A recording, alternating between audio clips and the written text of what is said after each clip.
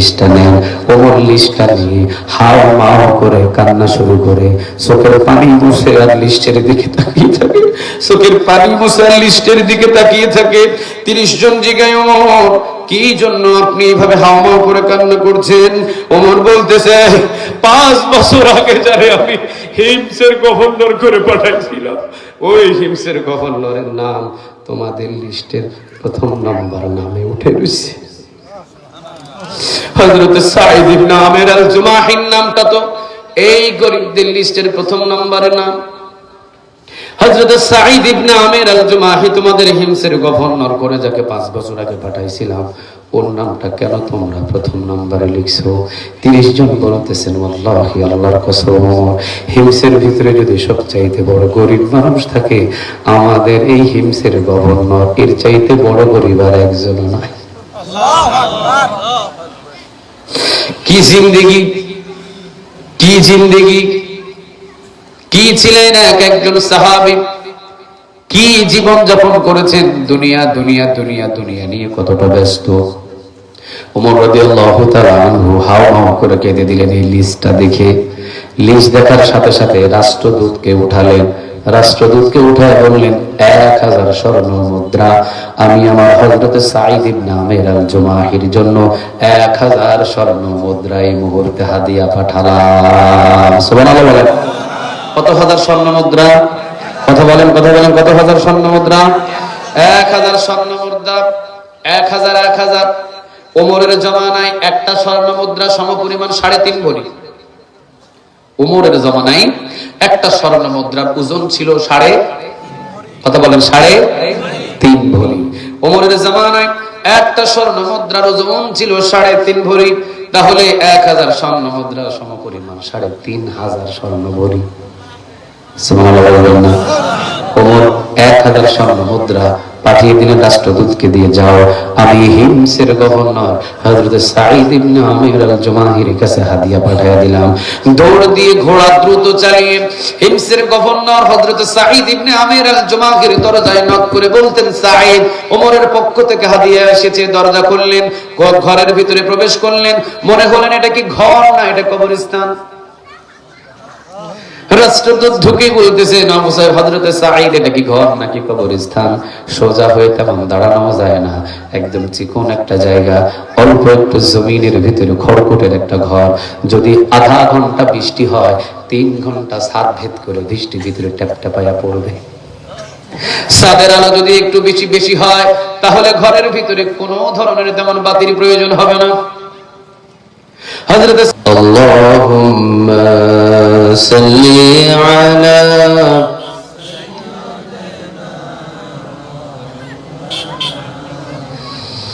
ওয়া আলা আলি সাইয়্যিদিনা মনমর কাদেরে প্রাণমর কাদেরে যেতে সোনার মদিনা। মনমর কাদেরে প্রাণমর কাদেরে যেতে সোনার মদিনা। যেই মদিনা ধন্য হলো, যেই মদিনা ধন্য হলো, পে তোমার ঠিকানা। মনমর কাদেরে প্রাণমর কাদেরে যেতে সোনার মদিনা। আল্লাহুম্মা اللهم صل على محمد পড়েন اللهم صل على محمد وعلى آل محمد كما صليت على إبراهيم وعلى آل إبراهيم إنك حميد مجيد اللهم بارك على محمد وعلى آل محمد كما باركت على إبراهيم وعلى آل إبراهيم إنك إنك حميد مجيد لا إله إلا الله لا إله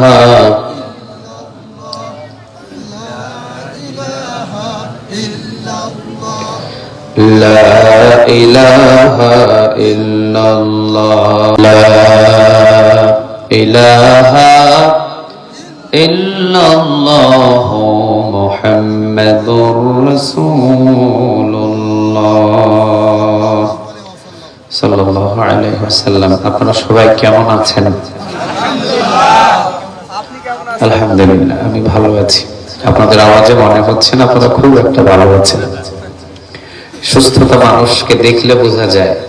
আপনারা মনে হয় যে রোগা কিছু মুরগি আছে না, এরকম ঝিমিয়ে পড়ছেন।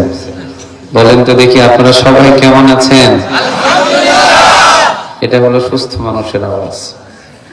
এতক্ষণে ঘুমের থেকে মনে বলছিলেন না? ঘুমাইছেন নাকি আপনারা কেউ? আচ্ছা আচ্ছা। আমাদের সবাইকে ভালো রাখেন তিনি কে? আমাদের সবাইকে সুস্থ রাখেন তিনি কে?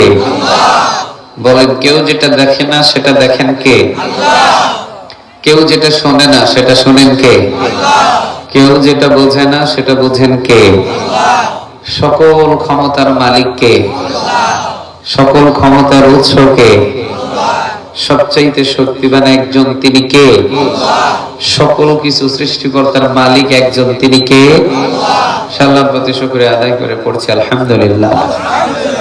পড়ছি রব্বানা লাকাল হামদ হামদান কাসীরান তাইয়িবান মুবারাকান ফি। পড়েন আল্লাহু আকবার কাবীরা আলহামদুলিল্লাহি কাসীরা সুবহানাল্লাহ বুকরাতান ওয়া আসীলা সুবহানাল্লাহি ওয়া বিহামদিহি عدد خلقه ورضا نفسه وزنة عرشه ومداد كلماته قرآن لك الحمد بالقرآن لك الحمد بالإسلام لك الحمد بأسمائك هو لك به سميته لك الحمد يا رب সবাই একসাথে ইয়া রব কামা ইয়ানবাগি লিজালালি ওয়াজহিক ওয়া আযীমি সুলতানিক। প্রশংসাগুলো করলাম কার? আল্লাহ। আমরা সব জায়গায় প্রশংসাগুলো করব কার? আল্লাহ। খাওয়ার শুরুতে কার? আল্লাহ। খাওয়ার শেষে কার? আল্লাহ। যখন ঘুমাতে যায় তখন কার? আল্লাহ। যখন চলাফেরা করি তখন কার? আল্লাহ। কাজের শুরুতে শেষে একজনের নাম নিয়ে শুরু করব, একজনের নাম নিয়ে শেষ করব, তিনি কে? আল্লাহ। আল্লাহ আমাদের সবাইকে কবুল করুক, বলেন আমিন। মাহফিলে যারা বসতে পেরেছি আপনারা খুশি না বেজার? খুশি। আর যারা আসেন নাই ওনাদের জন্য আপনারা খুশি না বেজার? বেজার। এবার কয় না কয় হুজুর কি বললেন এটা? আমরা যারা আসতে পেরেছি আমরা সবাই খুশি না বেজার? খুশি। যারা আসতে পারে নাই, যারা রাস্তাঘাটে এখনো গল্প গুজব নিয়ে ব্যস্ত আছে ওনাদের জন্য আপনারা খুশি না বেজার? হাই হাই, আপনারা বেজার? আপনাদের চাইতে আরো একজন বেশি বেজার, তিনি কে? আল্লাহ। তবে একজন খুশি আছে, মাশাআল্লাহ। আপনারা তো ভালোই জানেন যারা এখনো রাস্তাঘাটে গল্প নিয়ে ব্যস্ত নাই, বন্ধু বান্ধব নাই? হ্যাঁ আছে, বন্ধুর অভাব নাই। রাসূল বলেছেন এমন বন্ধু করো যেই বন্ধু তোমাকে জান্নাতের পথ দেখিয়ে দেয়। এমন বন্ধু করো না যে বন্ধু তোমারে গাঁজা খাওয়া শিখায়। এমন বন্ধু করো না যে বন্ধু তোমারে ইয়াবা খাওয়া শিখায়। এমন বন্ধু করো না যে বন্ধু তোমাকে বেনামাজি শিখায়। চিৎকার দিয়ে বলেন ঠিক না ঠিক? এমন বন্ধু করো যেই বন্ধু আপনারে বাদাম খাওয়ায়া মসজিদে নিয়ে যায়। এই বন্ধু করা দরকার। কথা একটা আছে না, গাঁজাখোরের সাথে ঘুরলে গাঁজা খাওয়া লাগে না, অটোমেটিক গা দিয়ে গাঁজার গন্ধ বাইর হয়। বেনামাজির সাথে ঘুরলে নামাজিও একদিন বেনামাজি হয়ে যায়। ইয়াবাখোরের সাথে ঘুরলে নামাজিও একদিন ইয়াবাখোর হয়ে যায়। চিৎকারে দিয়ে বলো ঠিক না ঠিক? কোরআন থেকে যারা দূরে থাকে মনে করবেন একদিন তারা কোরআন বিদ্বেষী হয়ে যাবে, কোরআন তাদের কাছে ভালো লাগবে না। এই জন্য তাদের জন্য আমরা প্রাণ খুলে আল্লাহর কাছে বলি, আল্লাহ তুমি তাদেরকে হেদায়েত দান করো। আর একটু জোরে বলেন আমিন। তাহলে আমাদেরকে দেখে খুশি একজন, কে তিনি? তিনি হলেন আলহামদুলিল্লাহি রাব্বিল আলামিন, যিনি সারা জাহানের রব। সুবহানাল্লাহ বলেন। আর যারা দোকানপাটে, বন্ধু বান্ধবের আড্ডায়, এখনো রাস্তাঘাটে এত সুন্দর জান্নাতের বাগানে আসতে পারেন নাই, ওনাদেরকে দেখে এখনো একজন বড় সাহেব হাতে তালি দিতেছে। উনি কে? আমাদের খালাতো ভাই, তাই না? আপনাদের খালাতো ভাই। ও কি জান্নাতের দিকে নিয়ে যেতে চায়? না। আল্লাহ সুবহানাহু ওয়া তাআলাকে ধমক দিয়েছে। এই ইবলিস আল্লাহর সাথে ধমক দিয়ে আল্লাহরে কয়, আল্লাহ আপনি জাহান্নাম বড় করেন, জান্নাতটা ছোট করেন। আল্লাহ কয় কেন? আমি পৃথিবীতে সব বান্দাদেরকে জাহান্নামে ঢুকাবো। আল্লাহ কয় তুই জাহান্নামে ঢুকাবি, আর আমি আমার বান্দাকে মৃত্যুর আগ মুহূর্তে মাফ করে তাকে জান্নাতের ডিগলার দিয়ে দিব। তুই ঢুকাবি জাহান্নামে, আর আমি আল্লাহ রাব্বুল আলামিন জান্নাতের ডিগলার দিব। কোরআনের ময়দানে যদি তারা একবার বসে যায়, জান্নাত আমি তাদের নামে ওয়াকফ করে লিখে দিব। এটা আমার কথা নয়, 1400 বছর আগে একজন বলেছেন, তিনি মুহাম্মদ সাল্লাল্লাহু আলাইহি ওয়াসাল্লাম। কোরআনের ময়দানে বসলে তিনটা লাভ। নাম্বার 1, কেউ যদি কোরআনের ময়দানে বসে, তিরমিজির বর্ণনা এসেছে 500 রাকাত কবুল হওয়া নফল নামাজের নেক তার আমল নামায় জমা করে দিবেন তিনি কে? দ্বিতীয় নাম্বার, ওমর রাদিয়াল্লাহু তাআলা আনহু থেকে বর্ণিত, তিনি বলেন কোরআনের জন্য যদি 1 ঘন্টা কেউ রাতের বেলা ব্যয় করে, 60 বছর নফল ইবাদতের নেক তার আমল নামায় জমা করে দিবেন তিনি কে? আরেক বর্ণনা এসেছে, রাসূল বলেন পিছনের গুনাহ আল্লাহ মাফ করে দেয়। আর ফেরেশতাদেরকে সাক্ষী রেখে আল্লাহ বলে, যারা বসেছে কোরআন শুনতে সবার জন্য জান্নাত ওয়াকফ করে দিলাম। আচ্ছা, শয়তান বলে জাহান্নাম বড় করেন, আর আল্লাহ বলে জান্নাত আমি তাদের জন্য লিখে দিব। সুবহানাল্লাহ নাই? আল্লাহ যদি আমাদের সবাইকে জান্নাত দেয়, আল্লাহ জান্নাতের কি অভাব পড়বে? তাই না? শর্ট পড়ে যাবে, কিছু বান্দা জান্নাত থেকে বঞ্চিত হয়ে যাবে। সব দরবারে অভাব আছে, একজনের দরবারে অভাব নাই। বলেন দরবারটা কার? আল্লাহ। এখন যদি আমি আজকের মাহফিলের সভাপতি জনাব আলহাজ মুফিজউদ্দিন মন্ডল সাহেব রে বলি, আমি যা খাবো আপনি কি আমারে খাওয়াইতে পারবেন? উনি হয়তো বলবে হুজুর চেষ্টা করব। ঠিক না ভাই? ঠিক। আমি বললাম যে আমি যা চাইবো আপনি কি দিতে পারবেন? উনি হয়তো বলবে হুজুর চেষ্টা করব। চেষ্টা করব, পারবো বলতে পারবো না, চেষ্টা করব। আমি যদি বলি আল্লাহ রাব্বুল আলামিন আমি যা চাইবো আপনাকে দিতে হবে, আল্লাহ কি বলবে চেষ্টা করব? আল্লাহ কি বলবে? যা চাইবি তাই দিব। উনি হলেন রব্বুল আলামিন। চিৎকার দিয়ে পড়েন আল্লাহু আকবার। এখানে যতজন মানুষ আছে সকল মানুষ মিলে যদি আমরা বলি জনাব আলহাজ মুফিজউদ্দিন মন্ডল, আপনি যেহেতু আজকের মাহফিলের সভাপতি, সবাই মিলে আজকে আপনার কাছে আমরা আবদার করব, প্রত্যেকের আবদার গুলো আপনাকে পূরণ করে দিতে হবে। উনি যদিও চাইপা চুপা কোন রকম লজ্জা শরমে বলে ঠিক আছে পূরণ করার চেষ্টা করব। আমি বললাম আমি হরিণের গোশত খাবো, আরেকজন বললেন আমি ঈগলের গোশত খাবো, আরেকজন বললেন আমি উটের গোশত খাবো, আরেকজন বললেন আমি অজগর সাপ ধরবো, আরেকজন বললেন এটা নিব ওটা নিব। একজন এক ধরনের চাহিদা করলেন। যুবক ভাইরা বললেন আমি বডি বিল্ডার হওয়ার জন্য তিমি মাছের দুধ খাবো। যুবকদের চাহিদা হইতে পারে তো, কথা বল না কেন? আচ্ছা, সভাপতি সাহেবের কি একা পক্ষে আমাদের সবার আবদার পূরণ করা সহজ? উনি কি পারবে? কথা বলেন, পারবে? তাহলে একটা মাহফিলের সভাপতির ভিতরে বসে উনি কিছু মানুষের চাহিদা পূরণ করা সম্ভব নয়, কিন্তু আল্লাহ রাব্বুল আলামিন কি বলছেন দেখেন, বান্দারে পৃথিবীর সকল মানুষ শুধুমাত্র আজকে মাহফিলের এই অ্যারেঞ্জমেন্টের আয়োজনের যত শ্রোতা বসে আছে তারা নয়, পৃথিবীর সকল বক্তা, পৃথিবীর সকল খতিব, পৃথিবীর সকল মুফতি, পৃথিবীর সকল মুহাদ্দিস, পৃথিবীর সকল নারী এবং পুরুষ সবগুলো যদি এক জায়গায় বসে সবাই যদি আমি আল্লাহ রাব্বুল আলামিনের কাছে এক একজন এক একটা করে আবদার করে। আমি আল্লাহ রাব্বুল আলামিনকে যদি বলে আল্লাহ পূরণ করে দাও, পৃথিবীর সকল মানুষের আবদার আমি 1 সেকেন্ডের আগে পূরণ করে দিতে পারি। তিনি হলেন রব্বিল আলামিন। সুবহানাল্লাহ বলবেন না? আচ্ছা, উনাকে আমরা মাহফিলে বসে খুশি করতে পেরেছি, এর চাইতে আনন্দের কিছু আজকে রাতে কিছু হতে পারে? কথা বলেন, হতে পারে? আর ওনাকে একজনে কষ্ট দিয়েছে কারা? দোকানে বসে আছে যারা, বন্ধু বান্ধব নিয়ে আড্ডায় এখনো বসে আছে যারা, ফেসবুক নিয়ে বসে আছে যারা, এখনো ইউটিউব নিয়ে বসে আছে যারা, কোরআনের মাহফিল কিয়ামতের ময়দানে সেই দিন এই জমিনটা কথা বলবে। ইজাজুল জিলাতিল আরদু জিলজালাহা ওয়া আখরাজাতিল আরদু আসকালাহা ওয়া ক্বালাল ইনসানু মা লাহা।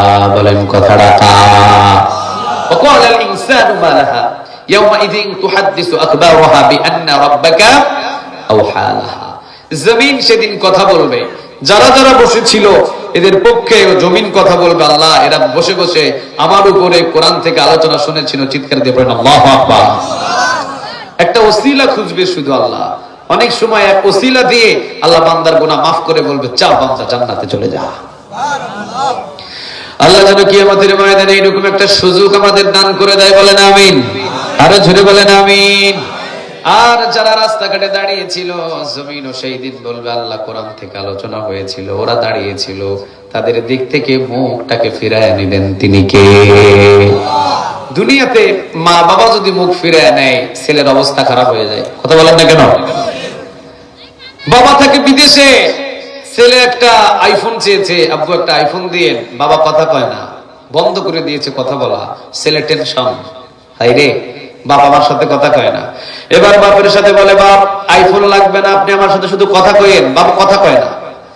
এবার বলে আব্বা আপনি যা বলবেন তাই শুনবো, অন্তত আমার সাথে কথা বলেন। আপনি বলেন দুনিয়ার বাপ কথা না বলা, কথা বলা বন্ধ করে দিলে ছেলের যদি টেনশন হয়, কিয়ামতের ময়দানে কঠিন মুসিবতে যদি আল্লাহ রাব্বুল আলামিন স্বয়ং কথা বলা বন্ধ করে দেয়, চেহারাটা যদি ফিরিয়ে নেয়, তাহলে ওই বান্দার মতো হতভাগা বান্দার পৃথিবীতে একটাও নাই। ঠিক না বেটি?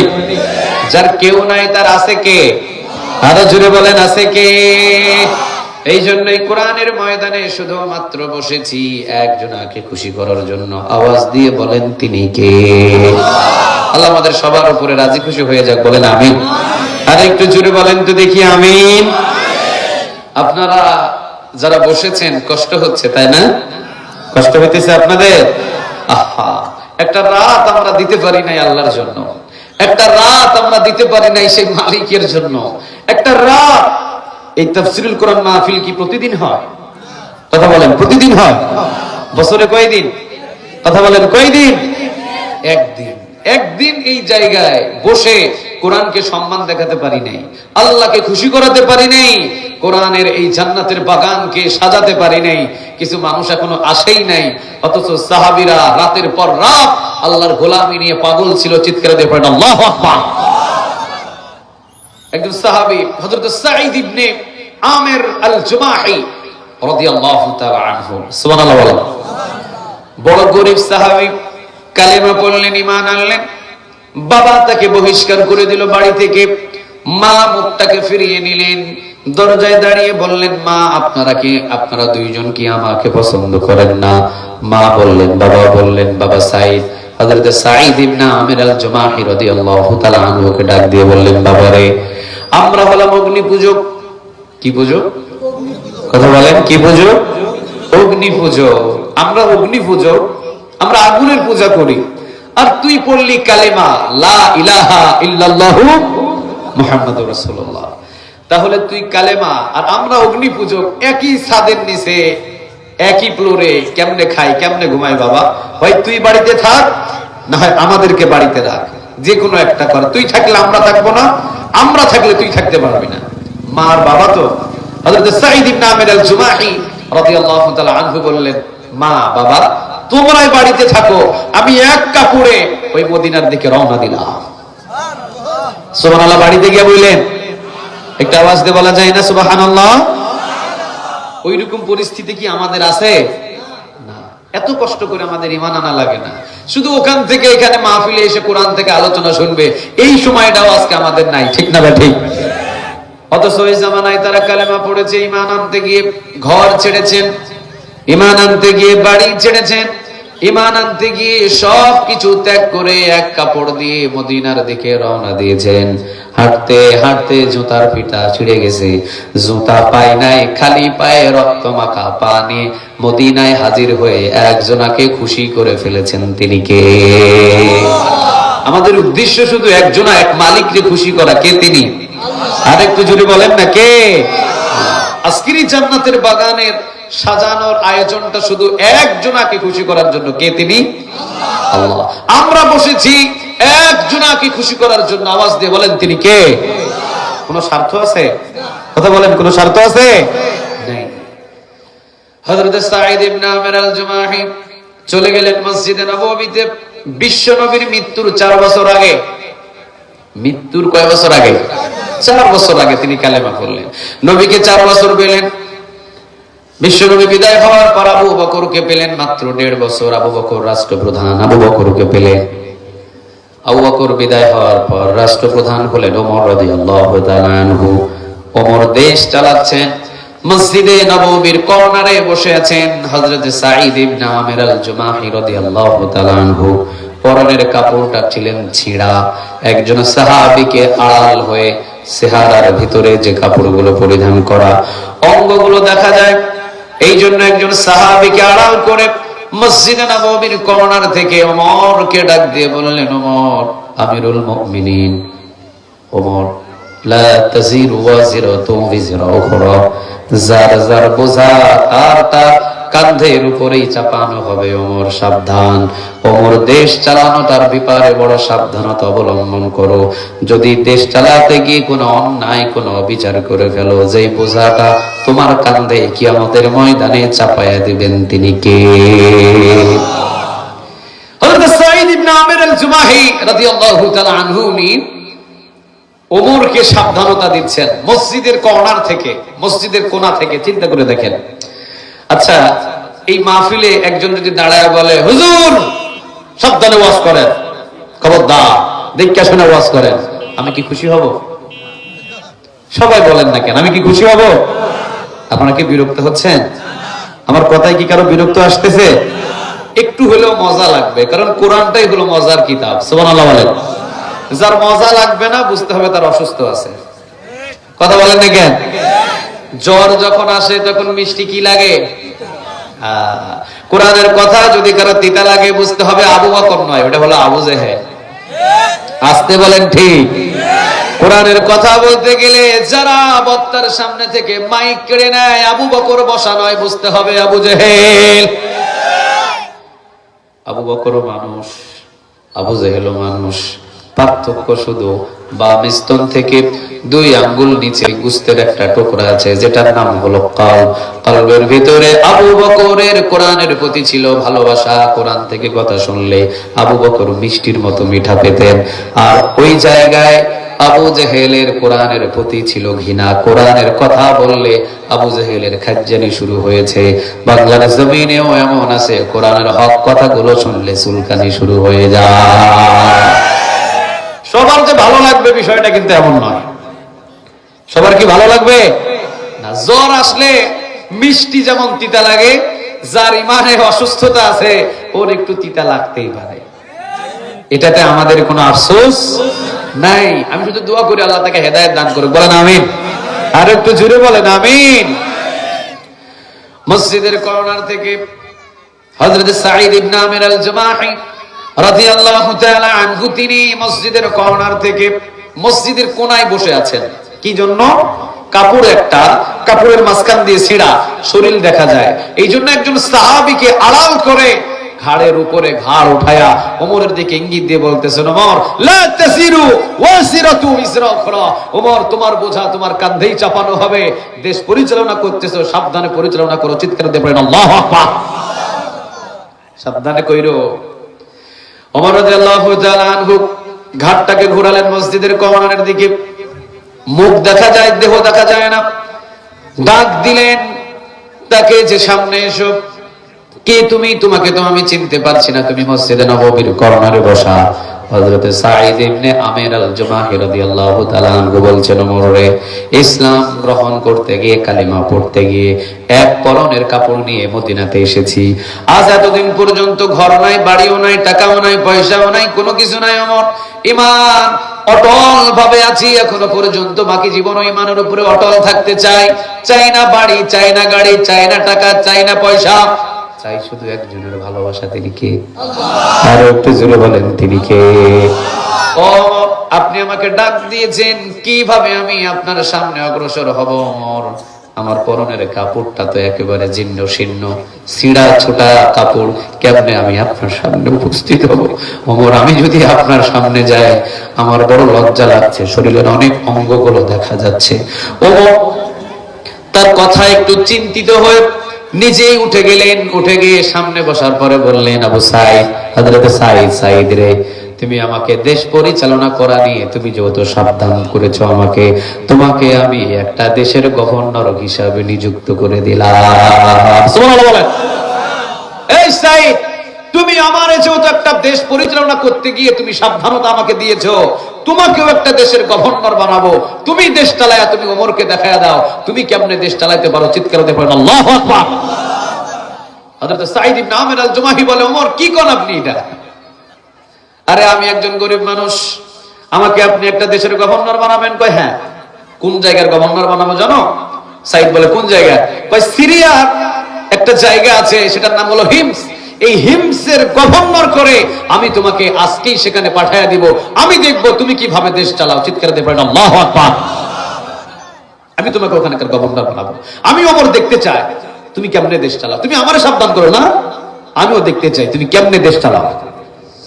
হযরত সাঈদ ইবনে আমির আল-জুমাহি রাদিয়াল্লাহু তাআলা আনহু তিনি বললেন, ওমর রে, হাতেও ধরি, পায়েও ধরি, যদি আমার কথায় কোনো কষ্ট পান তাহলে আপনি আমাকে মাফ করে দিন। তবে ওমর, আমি আপনাকে জাতি ভাই হিসাবে, আল মুসলিম আখুল মুসলিম, মুসলমান মুসলমানের ভাই ভাই হিসাবে দেশ পরিচালনা করার জন্য আমি আপনাকে সতর্কবাণ দিয়েছি।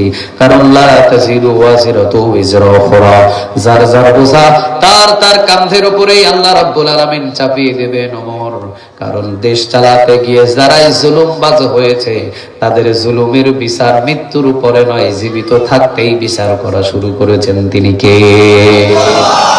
জুলুমের বিচার মৃত্যুর পরে নয়, জুলুমের বিচার মৃত্যুর আগ থেকেই শুরু হয়। চিৎকার দিয়ে বলেন ঠিক না ঠিক?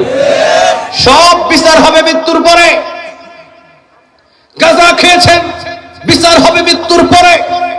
ইয়াবা খেয়েছেন, বিচার হবে মৃত্যুর পরে।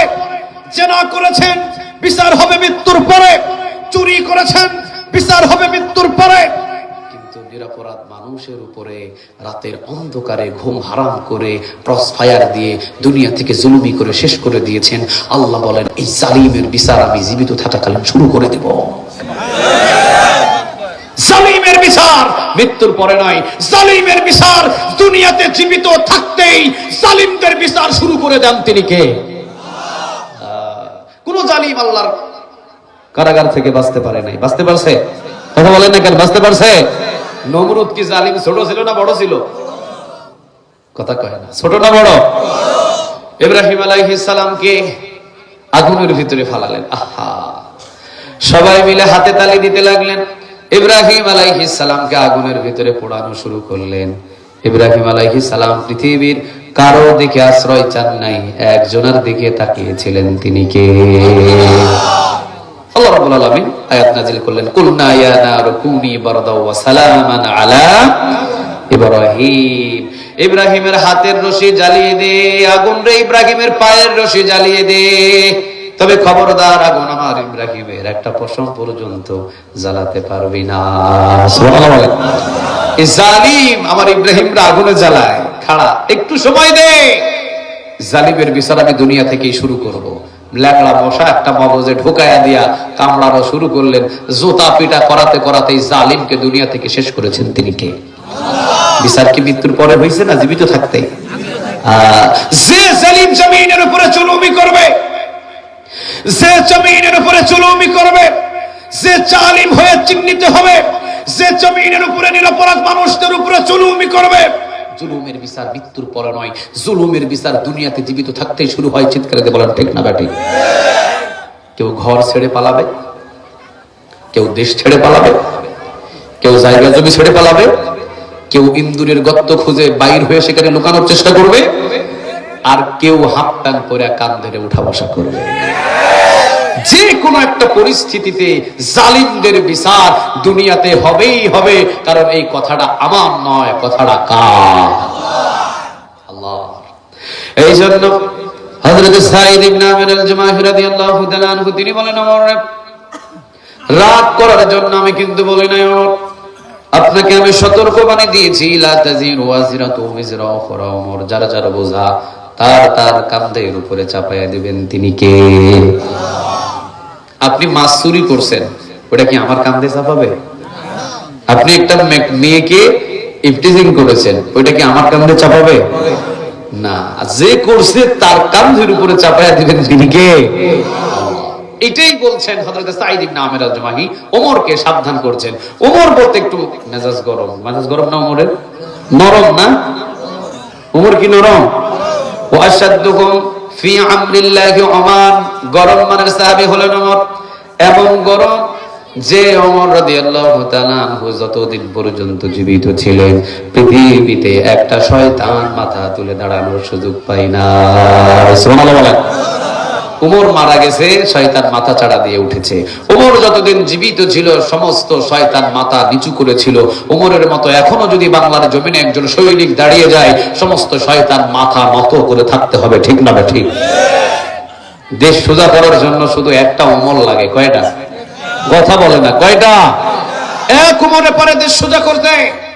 যে ওমর 12.5 লক্ষ বর্গ মাইল, 12.5 লক্ষ বর্গ মাইলের প্রেসিডেন্ট ছিলেন ওমর।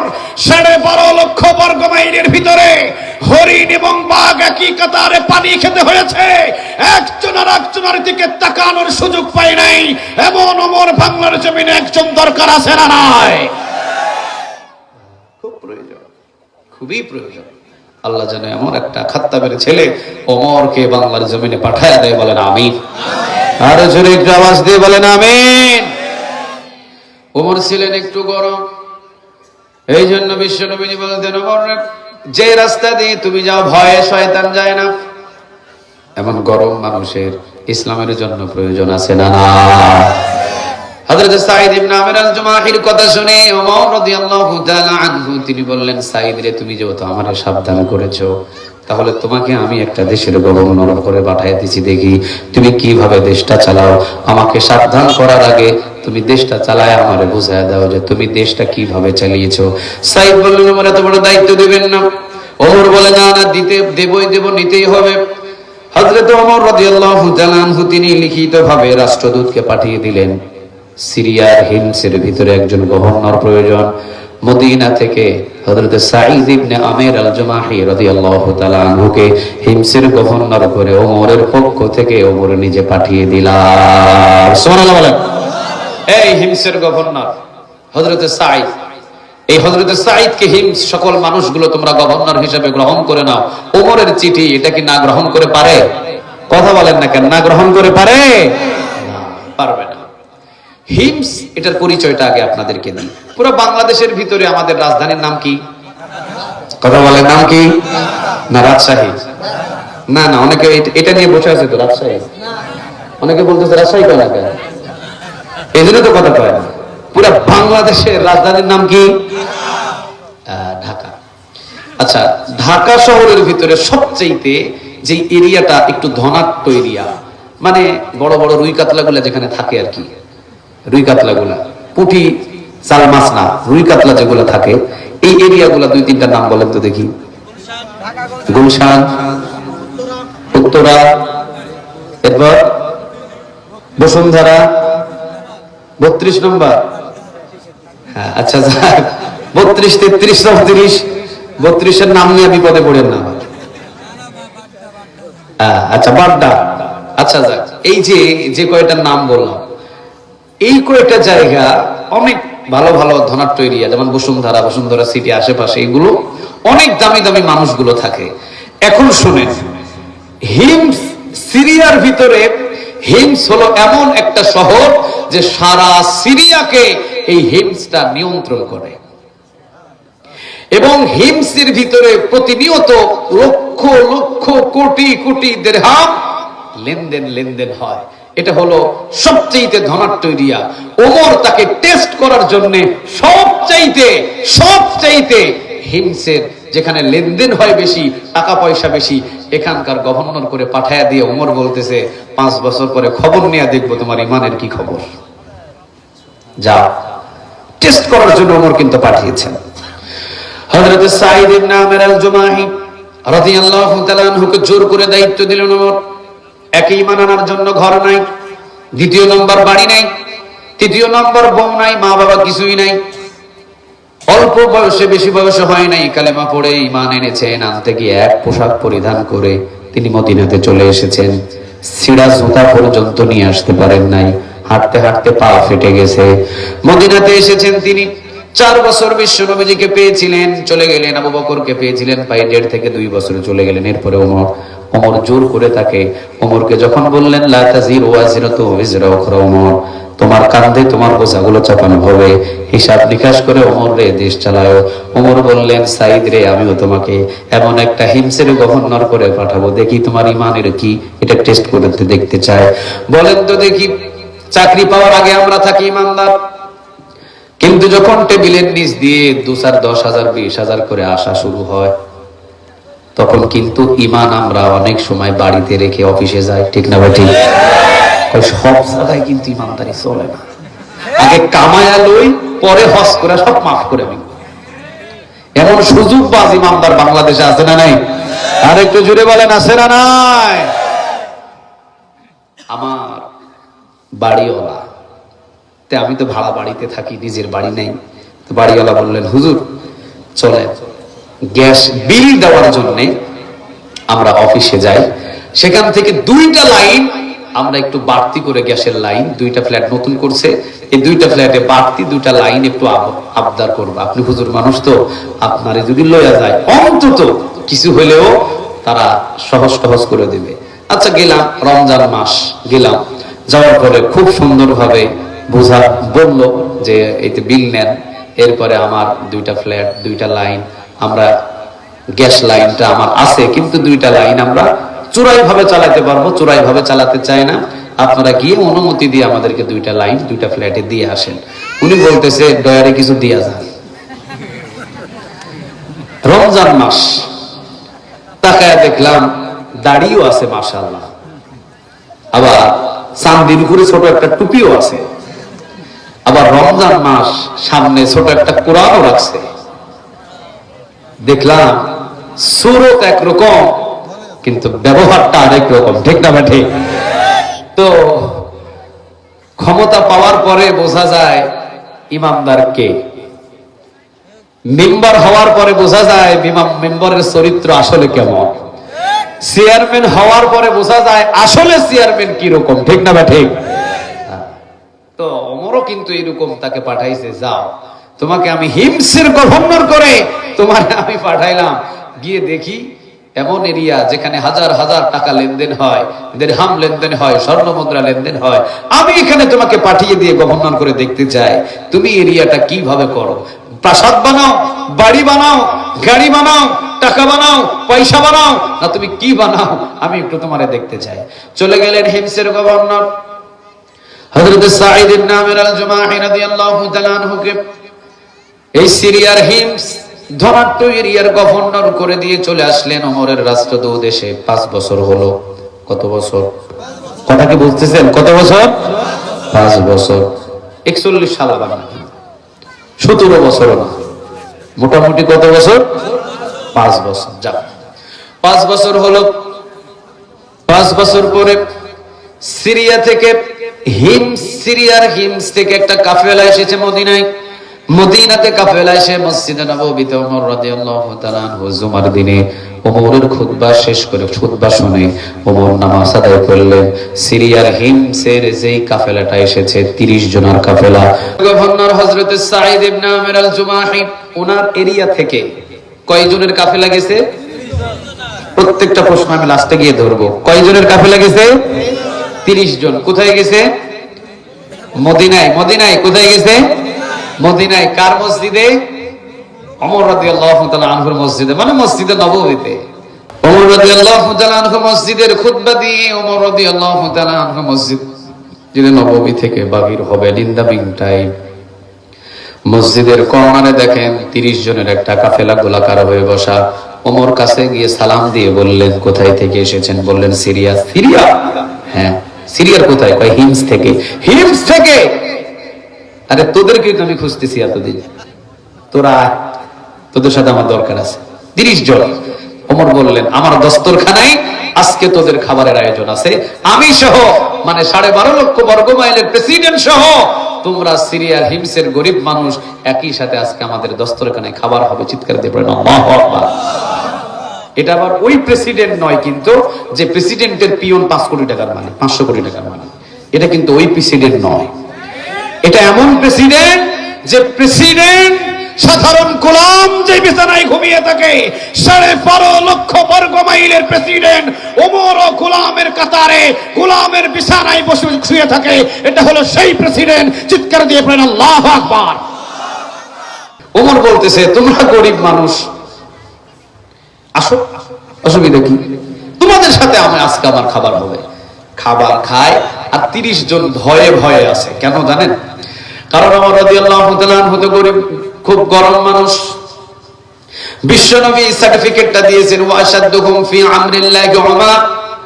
ওমর হলেন বড় গরম মানুষ, আর এমন গরম যে শয়তান পর্যন্ত ওমর রাদিয়াল্লাহু তাআলা আনহুকে ভয় পায়। যে বিষয়টা এমন নয়, বিশ্বনবীর বিবিরা পর্যন্ত ওমর রাদিয়াল্লাহু তাআলা আনহুকে বাঘের মতো ডরায়। সুবহানাল্লাহ বলেন।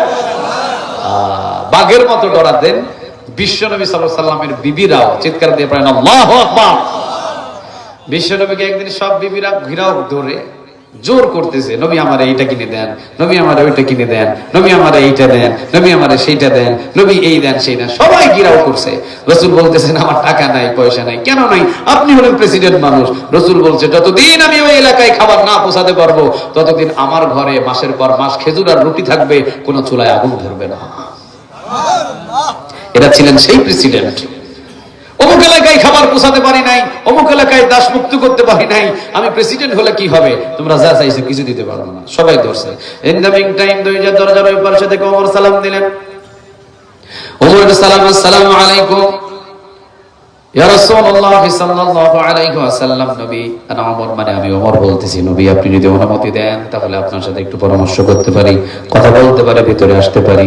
বিশ্ব নবী ওমরকে অনুমতি দিবেন। অনুমতি দেওয়ার আগে সামনে বিবিদেরকে বলবেন, তোমরা পর্দার আড়ালে চলে যাও। সামনে তাকায় দেখে বলার আগে সব বিবি ঘরের ভিতরে। একজন বিবিও বিশ্বনবীর সামনে নাই। সকল বিবি ভিতরের কামরার ভিতরে চলে গেছেন। বিশ্বনবী মুস্কি হাসি দিয়ে বিবিদের সামনে এসে বললেন, তোমরা সবাই চলে আসলে, আমি রাসূল তো এতক্ষণ পর্যন্ত বলিও নাই, না বলার আগে কেন তোমরা ভিতরের কামরায় আসলা? এবার সমস্ত বিবি বলতেছেন, নবী, ওই যে আপনার এমন একজন সাহাবী আসছেন ওমর, যে ওমরের হাত মুখ চলার আগে আগে চলে হাত। সুবহানাল্লাহ বলবেন না? এমন একজন সাহাবী আসছেন নবী গো, যেই সাহাবীর মুখ চলার আগে আগে চলে কি? আরো জোরে বলেন, আগে চলে কি? মাঝে মাঝে মুখ দিয়ে কোনো কাজ হয় না বাবাজিরা, মাঝে মাঝে হাত প্রয়োজন আছে না? না। যতদিন বাংলার জমিনে মুখ দিয়ে কথা বলেছেন, যতদিন বাংলার জমিনে মুখ দিয়ে ওয়াজ করেছেন, যতদিন বাংলার জমিনে মুখ দিয়ে অনুরোধ করেছেন, কথা শুনে নাই। যেদিন হাতের ভিতরে লাঠি ধরেছেন, পিছনের দরজা দিয়ে চোরের মতো পালাতে বাধ্য হয়েছে। মাঝে মাঝে খালি মুখ দিয়ে নয়, এটাও চালানোর দরকার আছে না? নাই? প্রয়োজন, প্রয়োজন। সোজা আঙুলে ঘি না উঠলে কি করবেন? কথা কয় না, কি করবেন? কষ্ট পাচ্ছেন আপনারা? ওয়াজ কিন্তু শুরুতে বলছি, জ্বর আসলে কিন্তু মিষ্টি কি লাগবে? সবাই যে আবু বকর তা নয়। কথা বল না কেন? আবু বকরের নাতি পুতি সব আছে, আবু জেহেলের গুলাও মরে নাই, ওগুলাও বসবাস করতেছে। জ্বালানি পোড়ানি শুরু হতে পারে, কোরআনের কথা শুনে যাদের, বুঝে নিবেন তারা আবু বকর নয়, আবু জেহেলের উত্তরসূরি। ভিতরে সমস্যা। আর কোরআনের কথা শুনে যদি কলিজাটা ভরপুর হয়ে যায়, কোরআনের বিজয়ের নিশানা দেখে যদি মনটা আনন্দে উল্লাস হয়ে যায়, মনে করবেন আপনি পাক্কা ইমানদার। আল্লাহর ধ্বনি শুনে, লিল্লাহে তাকবীর, আল্লাহু আকবারের আওয়াজ শুনে যদি আপনার পশমগুলো শিহরে ওঠে, মনের ভিতরে আনন্দ আনন্দ ভাব হয়, বিশ্বনবী বলে মাথা থেকে পা পর্যন্ত পুরাটাই ঈমান। আর তোমার আল্লাহু আকবারের ধ্বনি শুনলে মেজাজ গরম হয়ে যায়, আল্লাহু আকবারের ধ্বনি শুনলে তোমার মাথা গরম হয়ে যায়, আল্লাহু আকবারের ধ্বনি শুনলে তার বিরুদ্ধে মামলা লঠানোর চেষ্টা হলো। বুঝে যায় মানুষের সুরত আছে, উলাইকা কাল আনআম বাল হুম আদল, বরং এটা জানোয়ারের থেকেও আরো নিকৃষ্ট। চিৎকার দিয়ে বলেন ঠিক না বেঠে?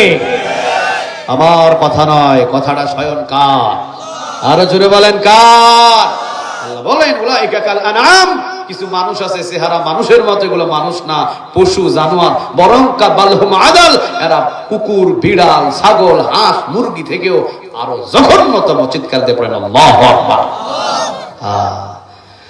মানুষের হাত থাকলে মানুষ হয় না, মানুষের মতো চোখ থাকলে মানুষ হয় না, মানুষের মতো কান থাকলে মানুষ হয় না। একটা কুকুর কিন্তু আর একটা কুকুরকে মারার পরে 7টা টুকরা করতে পারে না, কিন্তু একজন মানুষ আর একজন মানুষকে হত্যা করার পরে 7 টুকরা করে অনেক সময় মাছ এবং সাগরের খাবার, পানির খাবার করে সাগরের ভিতরে ফেলে দেয়, আছে না?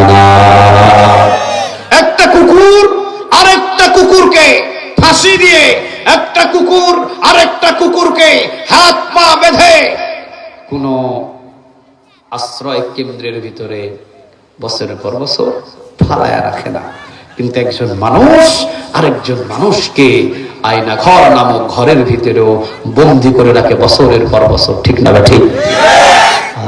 বুঝে নিবেন, মানুষ হইলেই যে মানুষ হবে বিষয়টা এমন নয়। মানুষ করার জন্য একটা কিতাব ফলো করতে হবে। কিতাবের নাম কি? আর একটু জোরে বলেন। আর রহমান আল্লামান খালাকাল আল্লামাহুল বায়ান। আর রহমান আল্লামাল কোরআন খালাকাল ইনসান। খালাকাল ইনসান মানুষের আগে আল্লামাল কোরআন দিয়েছেন। কোরআন দিয়ে মানুষ হবে, কোরআন ছাড়বে সে মানুষ হবে না, সে জানোয়ারে রূপান্তরিত হয়ে যাবে। চিৎকার দিয়ে বলেন ঠিক না বেটে? তোমার কাছে কোরআন নাই, হাদিস নাই, কিছু নাই, তুমি তো হিন্দু খ্রিস্টান থেকে বড় খারাপ। হিন্দুরও তো একটা ধর্ম আছে, কথা বলেন না কেন? খ্রিস্টানেরও তো একটা ধর্ম আছে, বৌদ্ধেরও তো একটা ধর্ম আছে। তোমার ধর্মীয় কিতাব যদি অস্বীকার করো, বুঝে নিবা তুমি বিধর্মী থেকেও আরো হিংস্র জানোয়ার। ঠিক না বেঠে? বিধর্মীরও তো একটা ধর্ম থাকে, ও তো একটা ধর্মকে গাইডলাইন অনুযায়ী চলে। তুমি মুসলমান দাবি করো অথচ তুমি কোরআন হাদিস কিছু মানো না, তুমি তো হিংস্র জানোয়ার থেকে আরো খারাপ। আস্তে কয়েকজন বলেন ঠিক, সবাই বলেন ঠিক না বেঠিক? আর রহমান আল্লামাল কোরআন খালাকাল ইনসান আল্লামাহুল বায়ান। আল্লাহ এখানে বলেছেন আর রহমান আল্লামাল কোরআন, আগে কোরআন পরে ইনসান। যে ইনসান কোরআন মানে না সে হয়ে যাবে জানোয়ারের থেকেও খারাপ, আর যে ইনসান কোরআন মানবে সে হবে জান্নাতের ইনসান। চিৎকার দিয়ে পড়েন সুবহানাল্লাহ। যেই কথাটুকু আমি বলেছিলাম,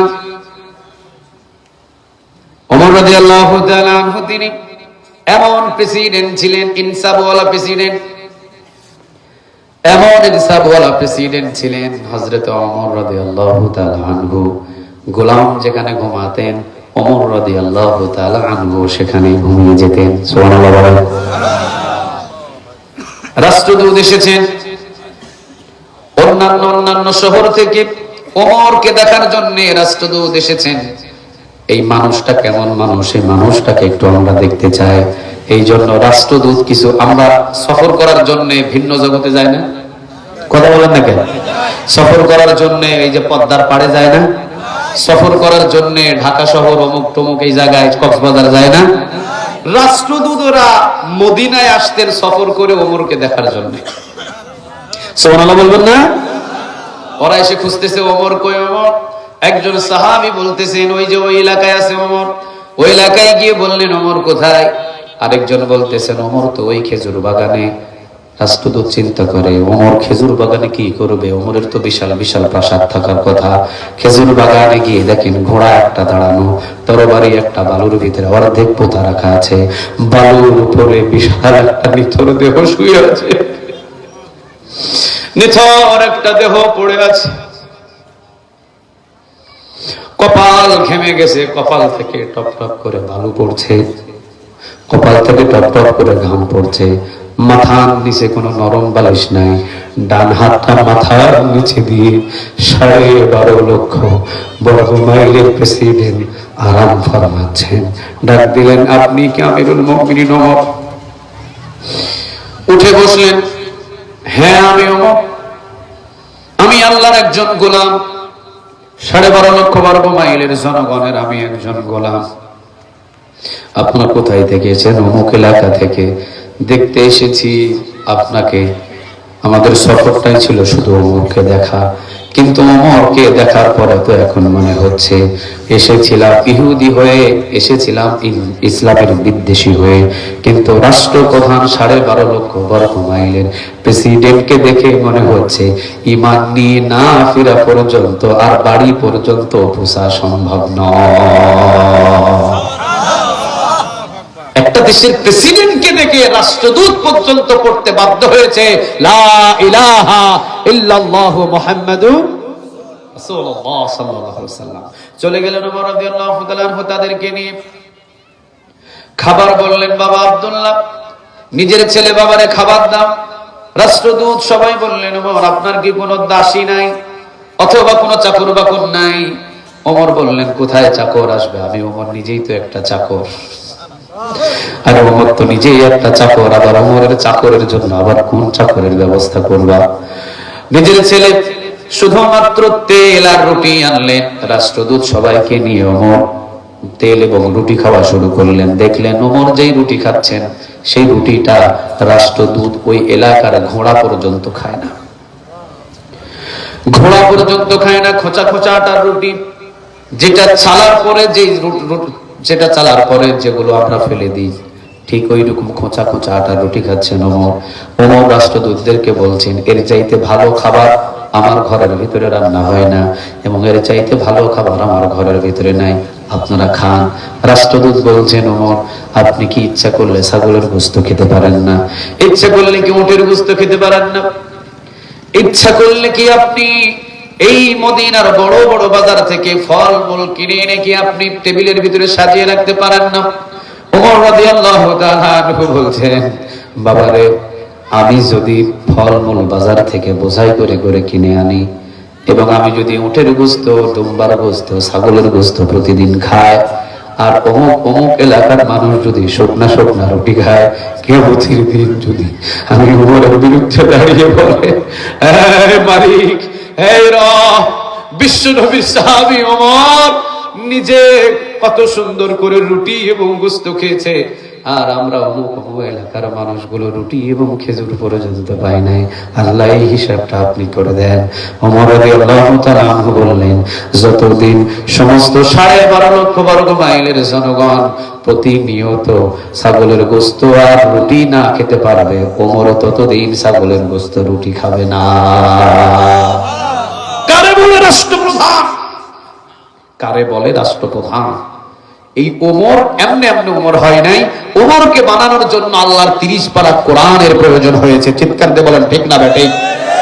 আজকে তোমরা যারা বলো মসজিদে শুধু কোরআন মানলেই হয়ে যাবে, মসজিদে শুধু কোরআন তেলাওয়াত করলেই মসজিদের হক আদায় হয়ে যাবে, যারা তোমরা বলো মসজিদে খতম তারাবি রমজান মাসে পড়লেই কোরআনের হক আদায় হয়ে যাবে, যারা তোমরা বলো হাফিজিয়া মাদ্রাসায় হাফেজ ছেলেদেরকে কোরআন মুখস্থ করলেই কোরআনের হক আদায় হয়ে যাবে, ভুল ধারণায় আছো। যতদিন কোরআন দিয়ে পুরো রাষ্ট্র পরিচালনা না হবে ততদিন কোরআনের হক কেউ আদায় করতে পারবে না। ঠিক না বেঠে? ভুল ধারণা, তোমার ভুল ধারণা। তুমি মনে করতেছো কোরআন শুধু মসজিদে তেলাওয়াত করলেই মনে হয় কোরআনের হক আদায় হয়ে যাবে। ভুল ধারণা তোমার।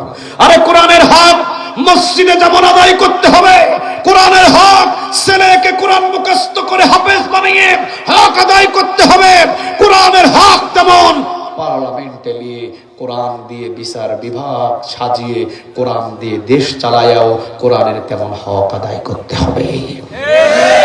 ও তোমাকে যখন বলা হয় মসজিদে কোরআন তেলাওয়াত করা হচ্ছে, সাদা দাও, সাদা দিলা।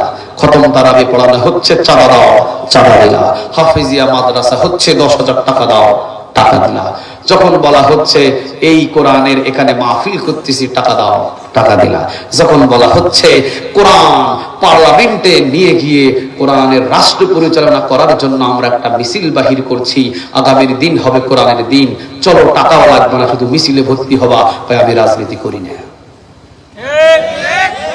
এখানে রাজনীতির কি হলো? এখানে রাজনীতির কি হলো? রাজনীতি তোমার আলাদা বিষয়। তুমি আওয়ামী লীগ করতে পারো, কোনো অসুবিধা নাই। তুমি বিএনপি করতে পারো, কোনো অসুবিধা নাই। তুমি জাতীয় পার্টি করতে পারো, কোনো অসুবিধা নাই। কিন্তু তোমার আগে একটা পরিচয় আছে, তুমি মুসলমান। তোমার প্রথম পরিচয়টা কি? সবাই বলতে হবে, তোমার প্রথম পরিচয়টা কি? মুসলমান। তোমার প্রথম পরিচয়টা হলো মুসলমান। এই মুসলমান তুমি যদি প্রথম পরিচয়টা দিয়ে থাকো, তাহলে প্রথমেই তোমাকে এই কোরআনের 16 আনা হক আদায় করতে হবে, ঠিক না? ঠিক। সব জায়গায় বুঝলাম, কিন্তু কোরআন মানার সময় 15 আনা মানলাম, 1 আনা মানলাম না। পরিপূর্ণ আমি মুমিন হতে পারি নাই, ঠিক না? ঠিক। ওমরকে বানানোর জন্য কোন কিতাব প্রয়োজন হয়েছে? আরেকটু জোরে বলেন, কোন কিতাব? ওমর রাদিয়াল্লাহু তাআলা আনহু। কথা বুঝতেছেন? কথা বলেন না কেন? কথা বুঝতেছেন? ওমর রাদিয়াল্লাহু তাআলা আনহু তিনি কোন ওমর ছিলেন? ইনসাফ ওমর। ওমর যেখানে বসেছেন দস্তরখানা নিয়ে বসেছেন। 30 জন হিমস, সিরিয়ার হিমস থেকে 30 জন কাফেলাদেরকে নিয়ে ওমর রাদিয়াল্লাহু তাআলা আনহু বসেছেন। হিমসের 30 জন হিমসের সমস্ত ক্ষুধার্ত মানুষদেরকে নিয়ে ওমর রাদিয়াল্লাহু তাআলা আনহু দস্তরখানায় বসেছেন। ওমর বললেন, শুরু করো। 30 জন শুরু করলেন। ওমর রাদিয়াল্লাহু তাআলা আনহু তিনিও শুরু করলেন। শুরু করতে করতে ওমর এবার কথা শুরু করলেন, সিরিয়ার হিমসের কি খবর? সবাই বলতেছেন আলহামদুলিল্লাহ, 5 বছরে সিরিয়ার হিমস এখন জান্নাতের বাগান হয়ে গেছে। ওমর লাফ দিয়ে উঠছে, কি রে, কই কি রে, পাঠাইলাম কারে? কোনটা বলবে যে সিরিয়া তো লুটপাট করে বেগম পাড়ায় বাড়ি তৈরি করে ফেলছে? এটা না বলে বলে কি?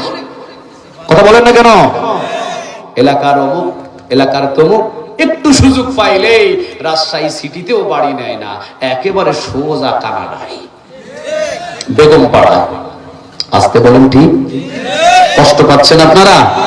ওমর চিন্তা করতেছে, কই কি 5 বছর আগে পাঠাইলাম, যেখানে লক্ষ লক্ষ দিরহাম লেনদেন হয়, 5 বছর পাঠালাম। হযরত সাঈদ ইবনে আমির আল জুমাহি খবর আসবে এমন যে সুশে সব কানাডায় লই চলে গেছে, এমন খবর দিবে, কি কর? ওমর রাদিয়াল্লাহু তাআলা আনহু বলতেছেন, ভেবে চিন্তে কর।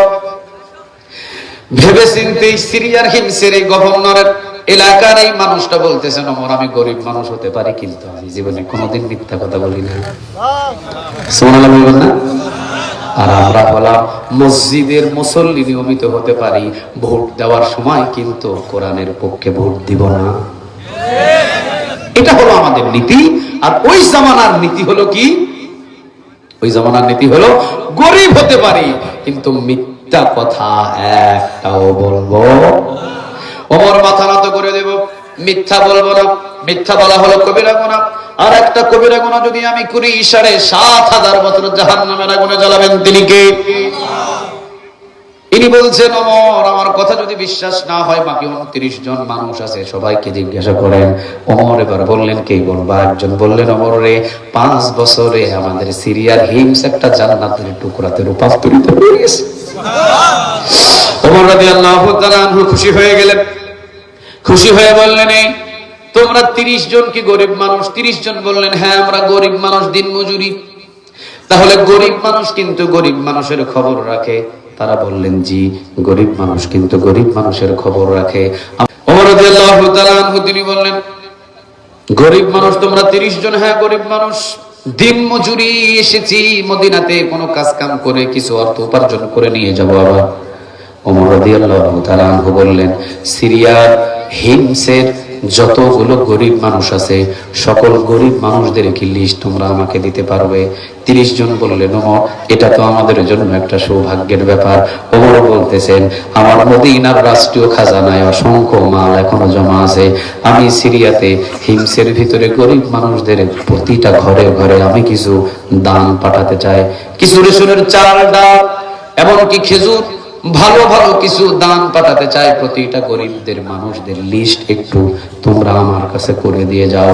30 জনকে যখন অনুমতি দিলেন, 1 সপ্তাহের ভিতরে আমি এই গরিব মানুষদের ঘরে ঘরে খাবারগুলো পৌঁছিয়ে দিব। গরিব মানুষদের লিস্ট তোমরা 30 জন করো।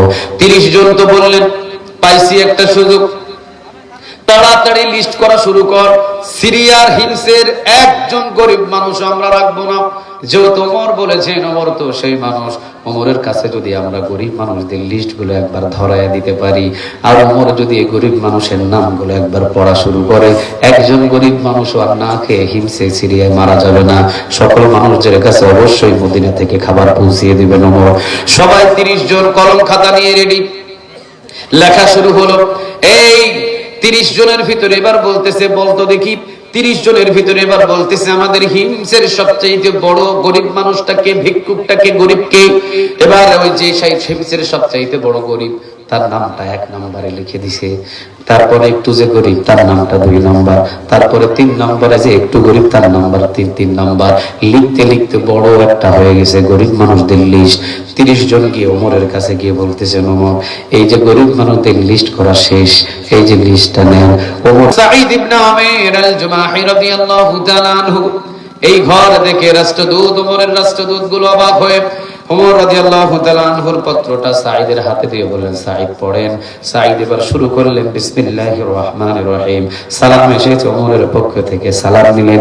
সাঈদের 5 বছর পর্যন্ত তোমার খবর তেমন বেশি নিতে পারি নাই, আমি ওমরের পক্ষ থেকে 1000 স্বর্ণ মুদ্রা তোমার জন্য পাঠাইছি। সাঈদ ওমরের পক্ষ থেকে স্বর্ণ মুদ্রাটা গ্রহণ করো।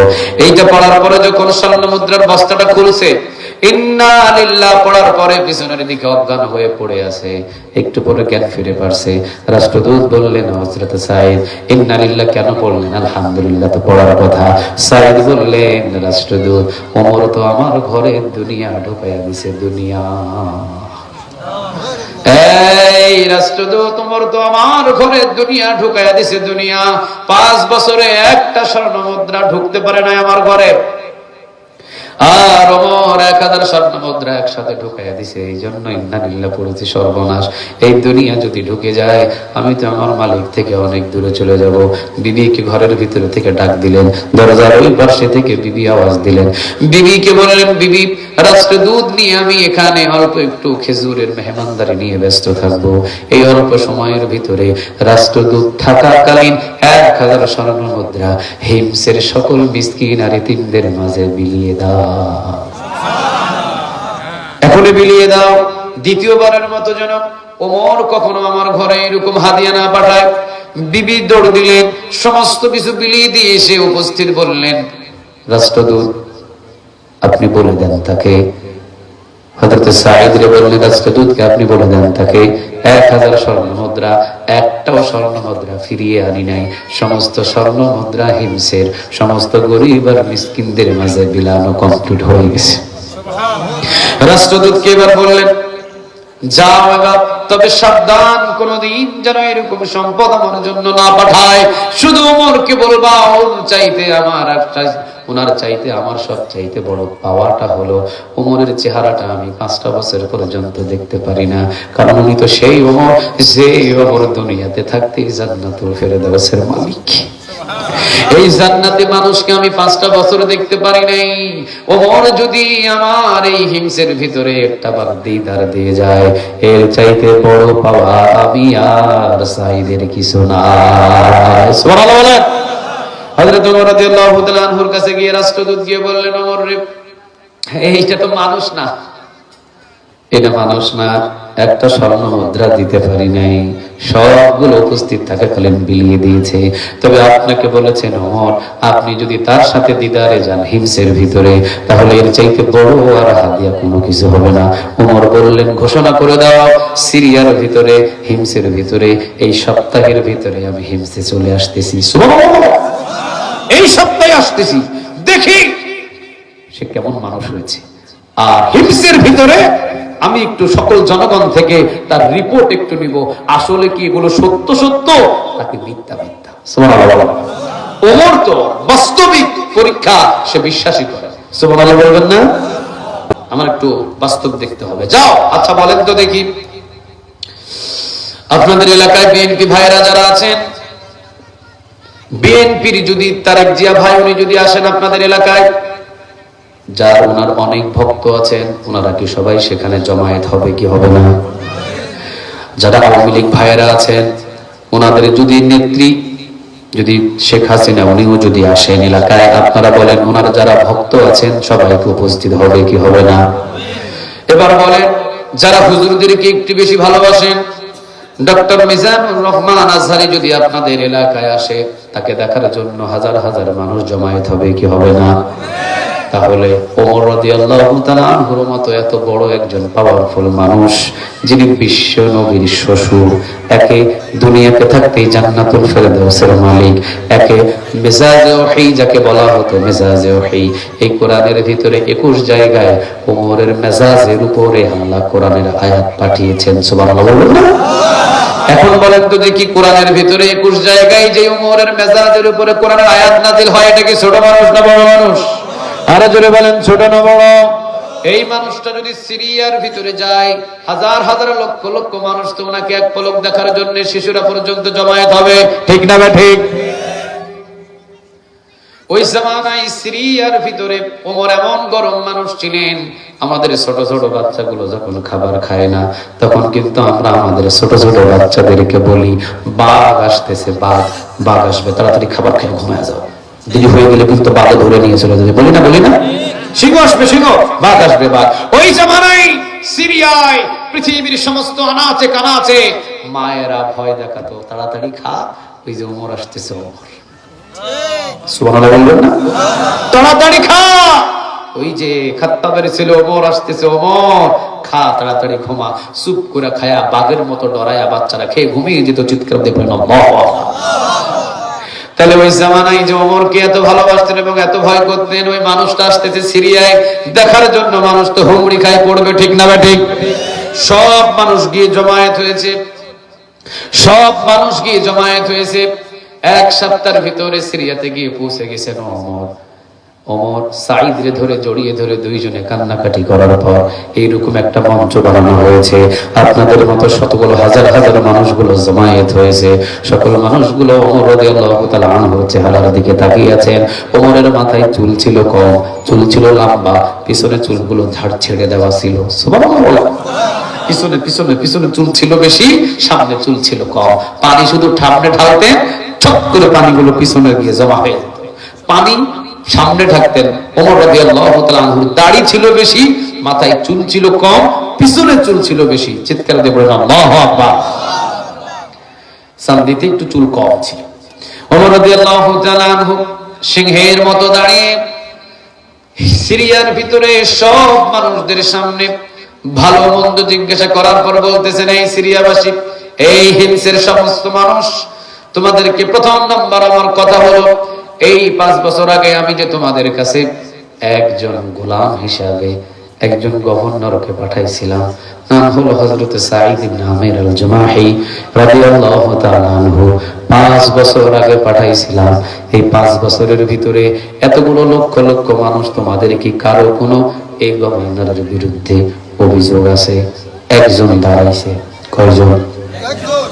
আমাদের আপনাদের এলাকায় যদি বলে, এই এলাকার প্রধানমন্ত্রী যদি উনি আসতেন, আসার পরে যদি বলতেন, এলাকার মানুষ আপনাদের এই এলাকার অমুক নেতার সম্পর্কে আপনাদেরকে জিজ্ঞাসা করতে চায়, উনি আপনাদের এলাকায় উনার বিরুদ্ধে কি কোনো অভিযোগ আছে?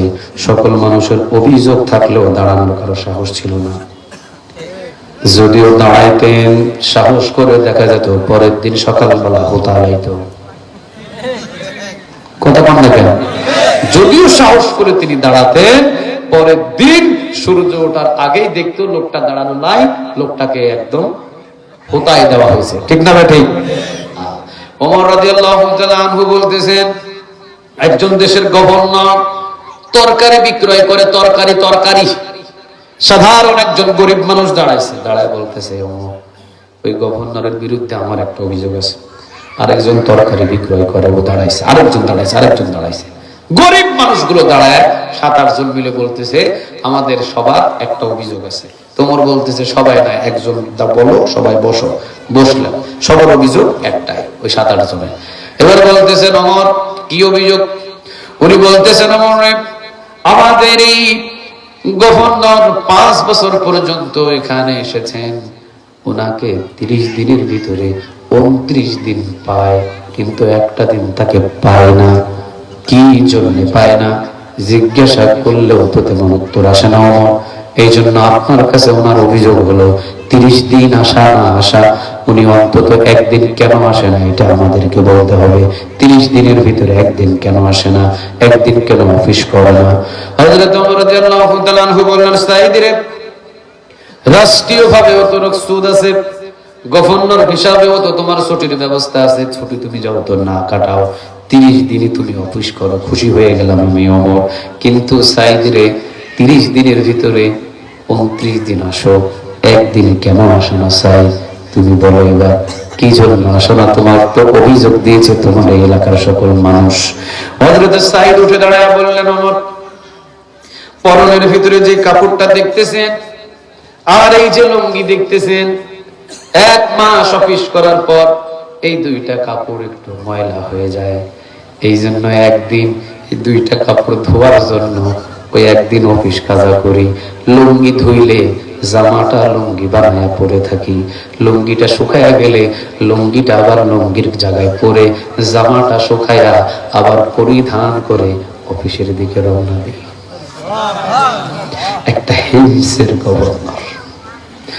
হিমসের গভর্নর, চিন্তা করে দেখেন কোরআন তাকে কি মানুষ বানায় ফেলছে। জান্নাতি মানুষ যদি দেখতে হয় তাদের ইতিহাস পড়লে বোঝা যায় সত্য তারা দুনিয়াতে থাকতে জান্নাতি মানুষ ছিলেন। ঠিক না ভাই? ঠিক। আসতে বললেন কেন? ঠিক না ভাই? ঠিক। ওমর রাদিয়াল্লাহু তাআলা আনহু কেঁদে দিলেন, সাইদ রে কি কও তুমি, এটা কি বলো তুমি? হ্যাঁ ওমর, এই জামার কাপড়গুলো আমার 1 মাস অফিস করতে গিয়ে ময়লা হয়ে যায়, একদিন শুধুমাত্র আমি ছুটি নিই এই জামার কাপড়টা ধোয়ার জন্য। জামার কাপড় ধোয়া হলে আবার পরের দিন থেকে আমি অফিস করা শুরু করি। ওমর রাদিয়াল্লাহু তাআলা বললেন, আপনারা কি আপনাদের উত্তর পেয়ে গেছেন? সমস্ত তরকারি বিক্রয়কারীরা বললেন, ওমরে যেভাবে আমার এবং আমাদের সব গরিব মানুষদের সম্মান হযরত সাঈদ ইবনে আমির আল-জুমাহি এই অভিযোগটা দেওয়ার জন্য সুযোগ করে দিয়েছিলেন, যেভাবে আমাদের সম্মান দেখানো হয়েছে ওর চাইতে বেশি সম্মান আল্লাহ সাঈদকে আমার আল্লাহ দান করুক। সুবহানাল্লাহ বলেন। এবার ওমর বলতেছেন, এই আর কোন অভিযোগ আছে? আরেকজন দাঁড়াচ্ছে। ওমর আমার আরেকটা অভিযোগ। এই ওমর আমার আরেকটা অভিযোগ। ওমর বলতেছে, তোমার কি অভিযোগ? তিনি বলতেছেন, ওমর এই আমাদের দেশের গভর্নর 5টা বছর পর্যন্ত, কিন্তু 5 বছর ওনাকে আমরা দিনের বেলা পাই, রাতের বেলা আমরা পাই না। উনি রাতের বেলা কই যায় এটা আমরা জানি না, দিনের বেলা পাওয়া যায়, রাতের বেলা পাওয়া যায় না। এবার বলতেছেন, ওমর এই সাঈদ তোমাকে তারা দিনের বেলা পায়, রাতের বেলা খুঁজে পায় না, তুমি থাকো কই? সাঈদ দাঁড়িয়ে বলতেছেন, ওমর দিনের বেলা তো আমি আমার সংসারের, আমি আমার দুনিয়ার মানুষের, আমি আমার আল্লাহর সৃষ্টির সকল জনগণের গোলামি নিয়ে ব্যস্ত থাকি। রাতের বেলা তো এই সাঈদ রে খুঁজলেই পাওয়া যাবে না। সারা রাত এই সাঈদ ওই মালিকের গোলামিতে ব্যস্ত থাকে। দিনটা আমি সকল মানুষের জন্য গোলামিতে ব্যস্ত হয়ে থাকি, আর সারা রাত একজন মালিককে খুশি করার জন্য সেজদায় পড়ে থাকি। বলেন মালিক একজন, তিনি কে? আচ্ছা এবার আপনারা বলেন তো দেখি, এইরকম একজন দেশের গভর্নর, এইরকম একজন হিমসের গভর্নর যদি সারা দিন দুনিয়ার সমস্ত মানুষদের গোলামি নিয়ে ব্যস্ত থাকে, আর সারা রাত যদি আল্লাহর গোলামি নিয়ে ব্যস্ত থাকে, আমাদের অন্তত 12টা পর্যন্ত আজকে এখানে বসে গোলামি করার দরকার ছিল কি ছিল না? আরেকটু জোরে বলেন, ছিল কি ছিল না? আল্লাহ যেন আমাদের সবাইকে একটু সহি বুঝ দান করে, বলেন আমিন। আরো জোরে একটু আওয়াজ দিয়ে বলেন আমিন। ওমর রাদিয়াল্লাহু তাআলা আনহুকে ওই জন্যই সাঈদ ভয় দেখিয়েছিলেন। সেই ভয়টা হলো, ওমর রে সাবধানে দেশ চালাও, লা তাজিরু ওয়াজিরাতুন বিজরা উখরা, যার বোঝা তার কাঁধের উপরে চাপায়া দিয়া কিয়ামতের ময়দানে উঠাবেন তিনি কে? ওয়া কুল্লু ইনসানিন আলজামনাহু তাইরাহু ফি উনুকিহি ওয়া নুখরিজু লাহু ইয়াওমাল কিয়ামাহ কিতাবান ইয়ালকাহু মানশুরা ইকরা কিতাবাক কাফা বিনাফসিকাল ইয়াওমা আলাইকা হাসিবা। তোমাদের প্রত্যেকটা আমলনামা তোমাদের হাতে ধরিয়ে দেওয়া হবে এবং বলা হবে পাঠ করো। তখন আল্লাহ সুবহানাহু ওয়া তাআলা যখন বলবেন ইকরা বলার সাথে সাথে প্রত্যেকের কিতাব পাঠ করার মতো যোগ্যতা তাকে দান করে দিবেন তিনি কে? এখন যদি আমি আপনাকে বলি কোরআন পড়েন, অনেকে যারা আরবি পারে না তারা কি পারবে? কথা বলেন, তারা কি পারবে? কিয়ামতের ময়দানে কোরআন যে কিতাবটা দেওয়া হবে, কিতাবের ভাষাটা হবে উর্দু নাকি বাংলা, ফার্সি? কি হবে? কথা বলেন, কি হবে? তাহলে আপনি কিভাবে পড়বেন আপনার কিতাব? কিভাবে পড়বেন? আল্লাহ বলছেন, মুফাসসিরিনে কিরাম বলছেন, আল্লাহ যখন বলবেন ইকরা, পড়ো, ইকরা কিতাবা, পড়ো তোমার কিতাব, কাফা বিনাফসিকাল ইয়াওমা আলাইকা হাসিবা, আজকে তোমার হিসাবের জন্য তুমি নিজেই যথেষ্ট, এমন একটা কিতাব ধরে থাকবে। আল্লাহ যখন বলবে ইকরা কিতাবা, এই কথাটা বলার সাথে সাথে প্রত্যেকের কিতাব পড়ার মতো প্রত্যেকের যোগ্যতা তাকে দান করে দিবেন তিনি কে? চলে আসবে প্রত্যেকে আরবি ভাষা তখন বলবে, বাংলা ভাষা এটা আর কিয়ামতের ময়দানে খুঁজে পাওয়া যাবে না। সে জানবেই না যে কি ভাষা ছিল। দুনিয়াতে ভাষাটা একটা নিয়ামত আল্লাহ দিয়েছেন, কিন্তু জান্নাতের ভাষা, কিয়ামতের ভাষা কি হবে? কবরের ভাষা কি হবে? আরবি হবে। যখন তাকে বলা হবে ইকরা কিতাবাক, পাঠ করো তোমার কিতাব, কাফা বিনাফসিকাল ইয়াওমা আলাইকা হাসিবা, আজকে তোমার হিসাবের জন্য তুমি নিজেই যথেষ্ট। আচ্ছা বলেন তো দেখি, আপনার কিতাবটা শুধু উল্টাতে দেখতেছেন, শুধু লাইলাতুল কদর, নামাজ, রোজা, সব হজ, যাকাত, ইসলামের অমুক জায়গা তমুক জায়গা, মাহফিল, এই সেই সব কিছু দেখার পরে সে বলবে যে আল্লাহ, আমার কোনো কিতাবের ভিতরে কোনো গুনাহ লেখা নাই। দৌড় দিয়ে তার আত্মীয় স্বজনকে দেখাবে, দেখো আমার কিতাব। আরেকজনকে বলাবে, দেখো আমার কিতাব, দেখো আমার কিতাব। সবাই দেখবে যে ওর ডান হাতে আমলনামা পেয়ে খুশি আনন্দে আত্মহারা হয়ে গেছে। আল্লাহ সুবহানাহু ওয়া তাআলা এই বান্দাকে ডাক দিয়ে বলবে, বান্দা, ডান হাতে আমলনামা পেয়ে গেছস, তোদের আর চিন্তা কি? তোরা ছিলি ডানপন্থী, তোদের হিসাব নিকাশ নাই, বিনা হিসাবে জান্নাতে প্রবেশ কর। রাসূল তো সেই ডানপন্থীদেরকে নিয়ে সর্বপ্রথম জান্নাতের ভিতরে প্রবেশ করবে। চিৎকার দিয়ে বলেন আল্লাহু আকবার। আচ্ছা বলেন তো দেখি, আপনি প্রতিনিয়ত 5 ওয়াক্ত নামাজ কাজা করেছেন, আপনার আমলনামায় লেখা আছে প্রতিদিন 5 ওয়াক্ত নামাজ, শনিবারে কাজা, রবিবার কাজা, সোমবার কাজা, মঙ্গলবার কাজা, বুধবার কাজা, বৃহস্পতিবার কাজা, জুমার দিনও কাজা। প্রতিদিন গাঁজা খাইছেন 10 বার, প্রতিদিন সিগারেট টানছেন 50 বার, প্রতিদিন মেয়ের দিকে নজর দিছেন 100 বার। এইভাবে যদি আমলনামা দেখেন যে পুরা আমলনামা শুধু গুনাহ আর গুনাহ, সেই দিন আল্লাহকে বলবে, আল্লাহ আর একবার সুযোগ দেন। আল্লাহ বলবে, আমি জানি আর একবার সুযোগ দিলে তোরা আবার আয়না ঘর বানাবি। কথা বল না কেন? আর একটাবার সুযোগ দাও, আর একটাবার সুযোগ দাও, এবার পুরা বাংলাদেশ মসজিদ বানায়া দিব। আল্লাহ বলে, আবার যদি সুযোগ দি, এবার এমন আয়নাঘর হবে, সেটা ছিল জমিনে, এবার হবে সাগরের তলে। আল্লাহ রাব্বুল আলামিন বলছেন, সুযোগ নাই বান্দারে, আমি তো দুনিয়াতে তোদেরকে বারবার ঢাকা শহর থেকে হুজুর আইনা বুঝাইছিল, তোদেরকে তাফসীরুল কোরআন মাহফিল দিয়ে বুঝাইছিল, তোদেরকে বারবার মসজিদের খুতবায় বোঝানো হয়েছিল মরলেই কিন্তু অন্ধকার কবরে যাওয়া হবে, সেখানে কিন্তু সবকিছু হাড্ডি হুড্ডি খেয়ে নেবে, কিয়ামতের ময়দানে ওঠানো হবে, আমলনামা দেওয়া হবে। সেই দিন আল্লাহর দরবারে দাঁড়িয়ে থেকে আর কোনো উপায় নাই, জাহান্নামের আগুনে ফেলে দিবেন তিনি কে? তাহলে কিয়ামতের ময়দানে বলেন কিতাবটা কে দিবেন? আরো জোরে বলেন কি দিবেন? ওই কিতাবের ভিতরে আমি দুনিয়াতে যা যা করেছি সবকিছু লিপিবদ্ধ করে দিবেন তিনি কে? লা তাসিরু ওয়াসিরাতু ইসরা উখরা, যার যার বোঝা তার তার কাঁধের উপরে চাপায়া দিবেন তিনি কে? পদ্মা সেতু নিয়ে যদি কোনো 19-20 হয়, এই পুরা পদ্মা সেতু কিন্তু আপনার কাঁধে উঠাবে না। যদি কেউ 19-20 করে, এত বিশাল বড় পদ্মা সেতু তার কাঁধে চাপায়া দিবেন তিনি কে? আল্লাহ। এখন প্রশ্ন হলো, 3.5 হাত মানুষ একটা পিলার তুলিয়া দাঁড়ায় থাকতে পারবে না, পুরা পদ্মা সেতু কেমনে তার কাঁধে চাপায়া দিবে? আল্লাহ বলে কিয়ামতের ময়দানে যার যত লম্বা গুনাহ হবে তার সিনাটা তত প্রশস্ত করে বানায় দিবেন তিনি কে? আল্লাহ আল্লাহ আল্লাহ আমাদের সবাইকে হেফাজত করে বলেন আমিন। আরেকটু জোরে বলেন আমিন। পরকাল নিয়ে ছোট্ট একটা পয়েন্ট নিয়ে কথা বলেছি। তাহলে যার যার আমলনামায় তার তার হিসাব থাকবে। বিবির আমলনামার হিসাব স্বামীর কাঁধে আসবে না, স্বামীর আমলনামার হিসাব বিবির কাঁধে যাবে না, বাবার আমলনামার হিসাব ছেলের কাঁধে যাবে না, ছেলের আমলনামার হিসাব বাবার কাঁধে যাবে না। যার যার কাঁধে তার তার বোঝাটাকে চাপায়া দিবেন তিনি কে? আজকে মাহফিল শুনছি, এটা নেক আমার কাঁধে চাপানো হবে, ঠিক না ঠিক? আজকে মাহফিল শুনি নাই, যদি কোনো গুনাহ হয় সেটা যে শুনে নাই তার কাঁধে চাপায়া দিবেন তিনি কে? তাহলে কথাটা কি বুঝাইতে পারছি? হযরত সাঈদ ইবনে আমির আল-জুমাহি রাদিয়াল্লাহু তাআলা আনহু তিনি বলেছিলেন, লা তাজিরু ওয়াজিরাতু ওয়িজরা উখরা, ওমরে সাবধান, যার যার বোঝা তার তার কাঁধেই চাপানো হবে। ওমর পরীক্ষা করেছিলেন, এই সাঈদ আমি তোমার একটু পরীক্ষা করতে চাই, তুমি কিভাবে দেশ চালাও দেখি। আচ্ছা, ওমরের পরীক্ষায় হযরত সাঈদ ইবনে আমির আল-জুমাহি রাদিয়াল্লাহু তাআলা আনহু পাস না ফেল? সবাই বললো না যে ইতিহাসটা কেন শোনালাম? বলে ওমরের পরীক্ষায় হযরত সাঈদ ইবনে আমির আল-জুমাহি রাদিয়াল্লাহু তাআলা আনহু পাস না ফেল?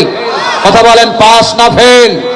আল্লাহ জগতে বলেছেন তোর বোঝা তোর কাঁধের উপরে চাপিয়ে দেওয়া হবে। তাহলে আজ থেকে আল্লাহর কথা অনুযায়ী আমরা পাস হতে চাই না ফেল হতে চাই? কথা বলেন, পাস হতে চাই না ফেল হতে চাই? আজ থেকে সমস্ত গুনাহ ছেড়ে দিলাম ইনশাআল্লাহ। আরো জোরে বলেন ইনশাআল্লাহ। বেনামাজি থাকবো, সময় পেলেই নামাজে দাঁড়িয়ে যাবো ইনশাআল্লাহ। সামনে রমজান মাস, আল্লাহ সুবহানাহু ওয়া তাআলা আমাদের গুনাহগুলোকে মাফ করার একটা মাস দিয়ে দিয়েছেন। অতএব সামনে রমজান মাস, আজ থেকে তাওবা করে আল্লাহ সুবহানাহু ওয়া তাআলা যেন আমাদের প্রত্যেকের গুনাহ মাফ করে নতুন জীবন দান করে, বলেন আমিন। আর একটু জোরে বলেন আমিন। হযরত সাঈদ ইবনে আমির আল-জুমাহি রাদিয়াল্লাহু তাআলা আনহুর মতো জীবন যেন আমরা সব প্রত্যেকে গঠন করতে পারি, আল্লাহ যেন আমাদের সেই তৌফিক দান করে, বলেন আমিন।